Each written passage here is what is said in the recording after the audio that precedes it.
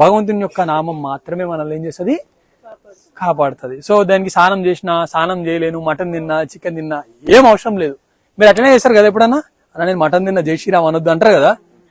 ఒక పిల్లవాడు ఇట్లనే బెడ్ మీద ఉండంట, ఒక పెద్ద ఆయన చెప్పిన స్టోరీ ఇది. బెడ్ మీద ఉన్నంట, లేచినట్ట జై శ్రీరామ్ అంటున్నట్ట. హనుమంతుడు రాముడు ఎక్కడ ఉంటే అక్కడ ఎవరు వస్తారు, హనుమాన్ వచ్చినట్ట. ఇటు స్నానం చేయలేడు, జై శ్రీరామ్ అంటున్నాడు, తోకతో పట్ట కొట్టినట్ట. కొట్టిన తర్వాత మళ్ళీ బ్యాక్ రాముని దగ్గరికి వెళ్ళిపోయాడు. రాముని దగ్గరికి వెళ్ళిపోయాక రాముని మొత్తం దెబ్బలు తాకేసినాయండి ఇట్లా. ఇదంతా ఎవరు కొట్టి, నిన్ను ఎవరు కొట్టి, వేసి పాడేస్తాం ఎట్లుంటాడు హనుమంతుడు. రాముని మీద ఈగ వాళ్ళని హనుమంతుడు ఇంతగానో ఓవర్ చేసి చెప్తావా చెప్పవా అన్నాడు హనుమంతుడు. ఎవరైంది, నువ్వే చేసినావు కదా అంటాడు. నేనేడా చేసినా అంటే, అరే పిల్లగాడు ఎవరు రామరామ అంటే నేను ఆడుకుపోయినా, నువ్వు వచ్చి నన్ను పట్ట కొట్టినా, నాకు దెబ్బలు తాకినాయి అని చెప్తాడు.